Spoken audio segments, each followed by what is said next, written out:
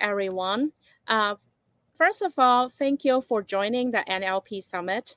I am Kylie, and it's very nice to meet everybody. Today, I want to share a very interesting topic about in the banking industry of how to transform the customer experience with large language models. And I will use a banking customer call center as a case study. So first of all, let me give you an outline today. So I will address how the commercial banking call centers challenges and pain points are, and how my past experience of using the LLM to improve all this.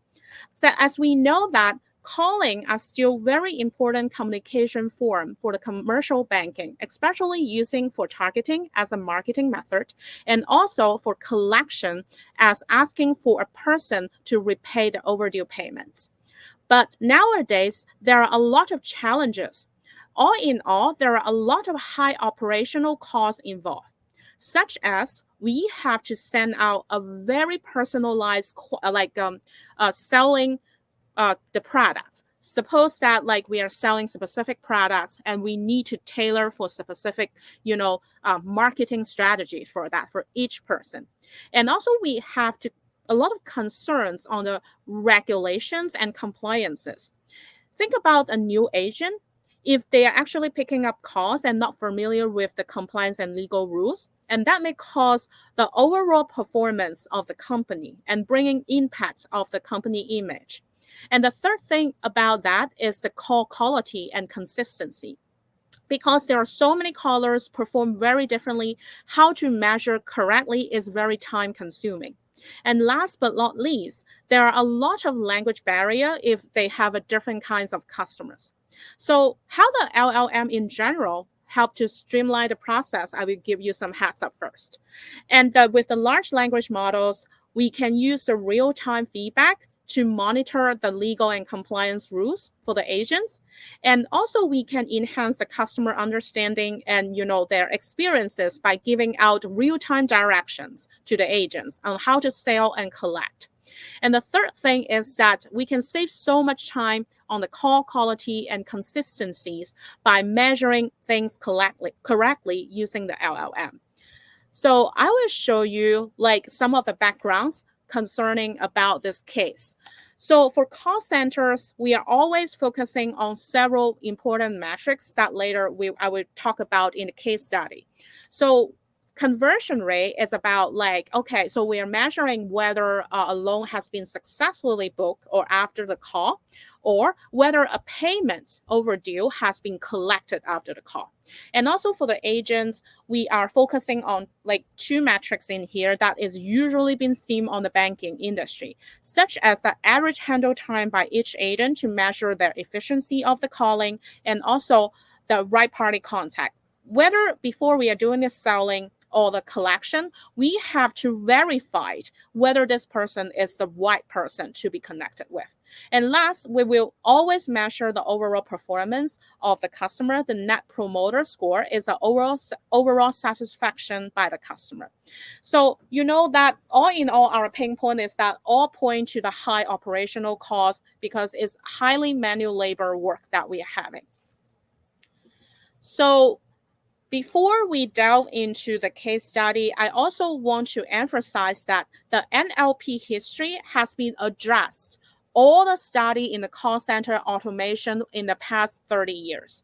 This industry has been focused on a lot of topics, but the top topics that we are having always been focusing on has been several. So the first one is that we really want to know about whether this customer, whether they are happy of their experiences, whether they really want certain product or whether they feel offended by certain languages.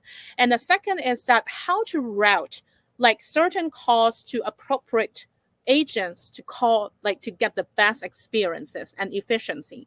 And the third time is that whether you will get a really good interaction between the customer and agent interaction. And the last thing is that how the personal assistant like chatbots help both customers and agents together. So as we know that before the computer even exists, the human being always observe the patterns of it, and they create the rule base for for some simple rules to generalize the call.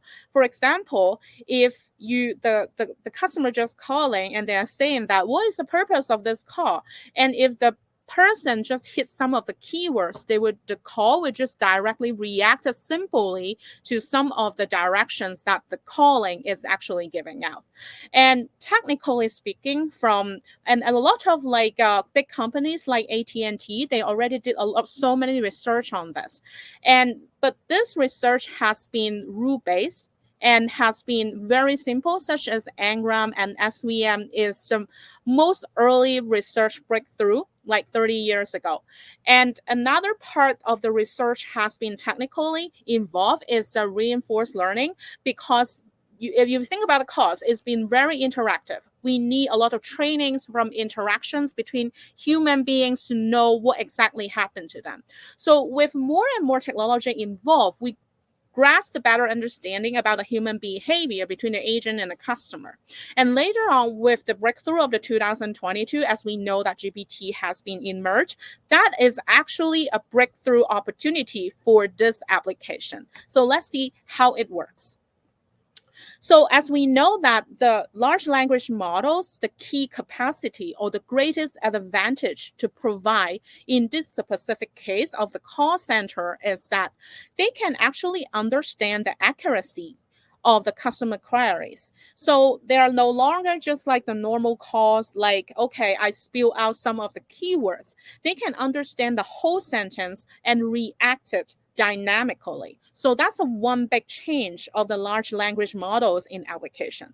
And the second is that, like, if they can understand very complex and contextual conversations, and the agent will save so much time on this. I will show you one of the concrete example later. And the third time is that if the agent don't know how to sell certain things, or they don't know like how this customer will react to certain collection strategies, they will give out concrete directions like what are the next best actions from the large language models. So you see that there is a lot of like opportunities like we are having right now.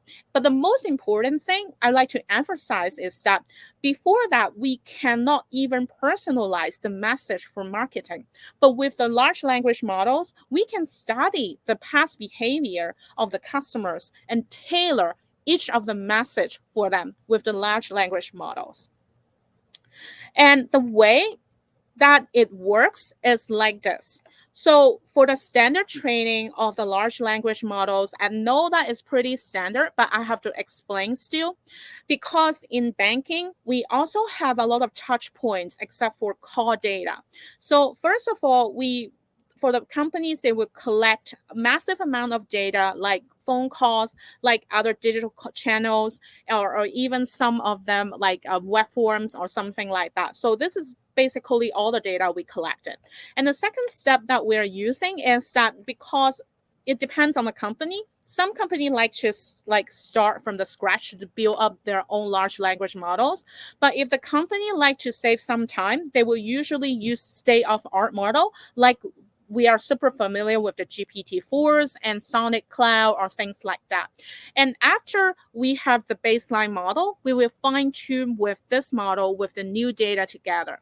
And later on, we have two parts. And one part is the human interaction.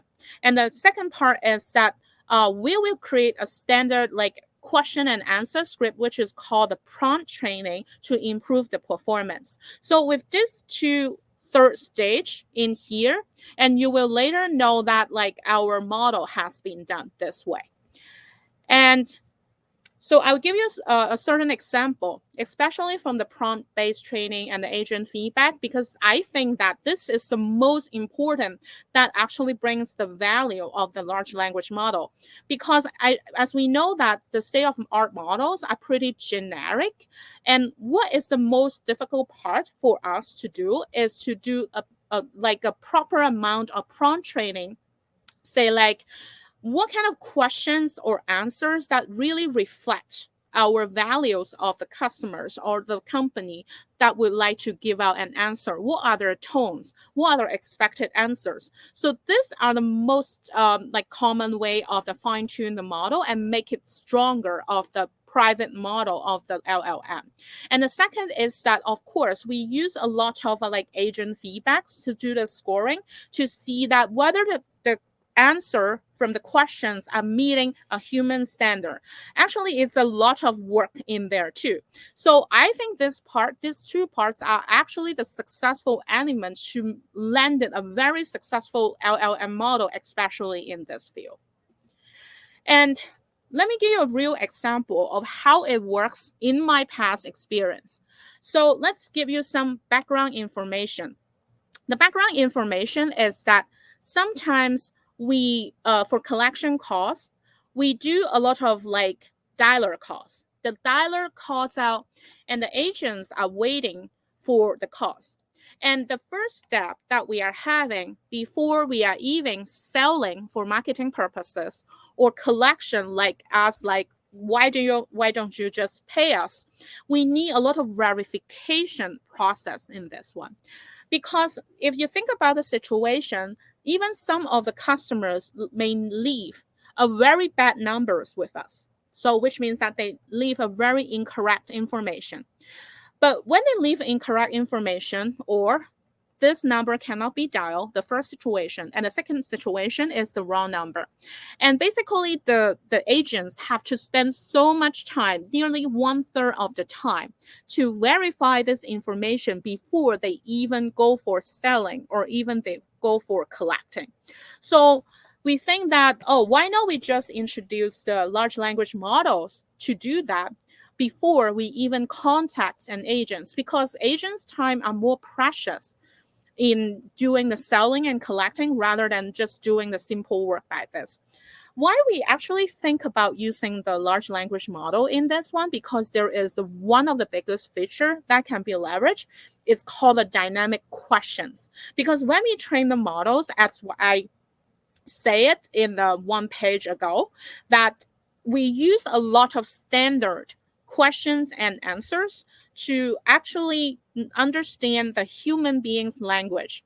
If they are saying, if we are detecting them, they are saying the wrong information or something like that, they would just cut it, like saying that this call has been not the right party, that we should be connected.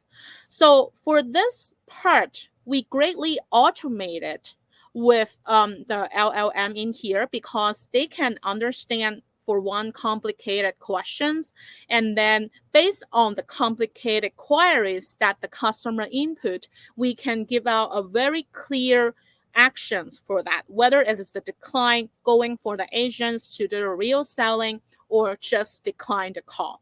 So that's the ones that we found is greatly beneficial. After we use this methods, basically in this situation, we reduce 30% of the amount handle time in our real world application.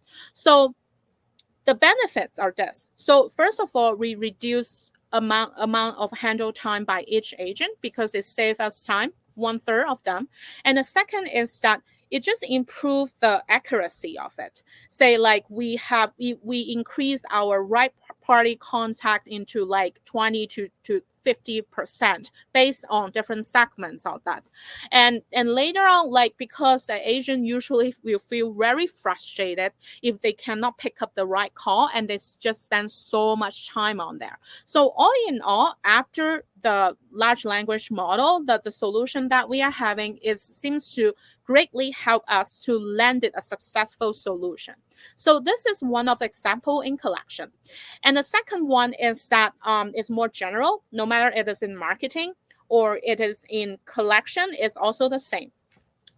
We in the industry in the past, we spent so much time on how to think about a way how to measure the automated quality assurance. Think about it. If you every day you hire so many agents and you never know like what are the agents quality look like, what are you going to do? As a supervisor or agent itself, we always cross training the agent to listening to other people's call records. For a normal calls, they basically the duration is about 20 minutes. So think about 20 minutes, and if you can only sample some of them to listening to it every week, you basically cannot cover every call of it. And there is actually a lot of, situations involved. The question that we are asking ourselves is that how we can measure the overall quality of it if we can only cover some of them. And the second is that we cannot give out, there is a lagging effect in there. We cannot give out a very immediate improvement suggestions to certain agents on how you should actually improve better, because we always listening to the calls at the end of each week, and we don't know that whether we are sampling right. So and the third thing I would like to mention about is a lot of manual working here, because only and some of the agents can listening to several calls at the end of the week, but it's already manual work. They won't cover that much. So we are actually looking for a better solution that is actually for the large language models. So after we fine tune the models with the call scripts, with the past agents, and we are able to understand several things. We actually list out some of the metrics that we are actually really care about. And the large language models is able to correctly give out a lot of good suggestions and directions from the history of the calls for each agent. They can give out, say, what are each of the strengths of each agent. Some of the agents are definitely showing very optimistic tones, and some of the agents need improvements on some of the introductory, selling scripts or collection scripts. And some of the agents, even you can tell from the large language models that what are their styles of the calling look like, what are their behavior that is hidden behind that. We haven't seen it before because we cannot, or we are not able to analyze so much data before. We are not capable of doing that. So after we launch with these new features, and we are basically can know what is each agent's improvements are from the history, and after in the future, if they are doing each calls, they are able to giving out directions for each call, how you improve after each call, because the process is more of like a dynamic. And the second thing is that we are no longer need to, listening to the records, like a lot of records anymore. We still listening to the records, but not a lot. We can, minimize the manual work on this. We save so much operational costs, like 10% to 50% of them, just by a lot of manual call based on this this quality assurance operations. So think about how the large language models can demonstrate its power in here. It's huge. So this is a very good example of how we actually executed the large language model in application. So the next step is that I'm talking a lot about good things about large language models, but what are the challenges that we are always facing for different kinds of companies? So the first one we are seeing is the legacy systems. As we know that not all the companies are enjoying very avant-garde infrastructure, especially, the large language model is demanding for very, high GPUs and a lot of resources when calculating real time. And not a lot of a company can enjoy that. But it doesn't mean that people cannot leverage a large language model, because right now there are some, state of art large language model using less parameters, such as GPT. They reduce the parameters, and some of the companies can still enjoy the benefit of it. And the second is that it takes very long to train this kind of model, because if you think about it, the data that we are collecting is actually from various kinds of resources. Various kinds of resources means that they're pretty messy, such as videos or some kinds of leads information, and they need a lot of time to do the cleaning. The third part is that there may be extra costs because you have to hire a very skillful people to have a deep understanding about the data and the business and about the system to integrating them together. So that needs extra time and extra efforts for that. And the third part is privacy concerns. I know that maybe other industry doesn't emphasize this, but finance and banking industry definitely biggest concerns of for applying such large language model are privacies, because if you think about how sensitive the personal information involving of the SSN and other stuff would have a great impact on the society, and you will know that we will put the privacy of the customer first. But right now, for some of the versions of the state of our model, they cannot still have enough privacy protection to address this problem. For the solution, I will actually hand over to the next page to talk about it. And the last one, I know that every model, I think it's every large language model's problem is that they would spill out some of the information that is not correct. And actually, that's a big thing for us. If you think about you're selling a product, and if you have a false, I wouldn't say false, but incorrect descriptions about the product to the customer, and that's actually causing a lot of impacts on the company, especially from the legal and compliance perspective.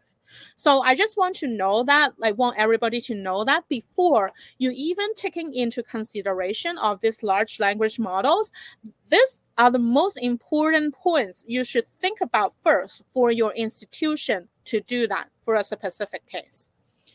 And let's talk about the future. So as we know that from the news, we are knowing that right now the GPTs or the sonnets, they basically exhaust all the web resources to train all the models, which means that the models, their understanding is huge because they incorporated the whole internet, like human beings' intelligence to do that. But what are the next steps for this kind of models? If you think about it, the real assets of these models lies in each company's private data. So for each company's, if they can leverage their private data and doing right and incorporate it with the pre-trained models that we are having, they can leverage the big power of each company to moving forward to using these AI solutions, because they can basically train something that is specific to certain industry or certain companies to reflect of specific needs that they are having. So I was thinking that in the future, they would have this kind of models have more specific, which means that they would have a specific domains incorporated. They need specific AI knowledge and integrations. They have a specific tech stack to handle these specific questions. So this is one of the biggest potential advancements in this industry, that by leveraging the large language model technology. The second one is that what will you expect if you are using the large language models? So I think from my past experience, the biggest impact is the cost, because if you save so much cost on all the manual work that we are having, we saw a huge amount of operational cost reduction after deploying the model, although the model have to spend so much time to train. But if you even out, say certain years, it's actually only upside, and there is no downsides for that. And the second is that we learn more than before, and the large language model actually can help us to actually gain the business insight much faster than before. Say for example, that we talk about is about the recording, that we don't have to listen to too many, but still we intake 10 times of the information before.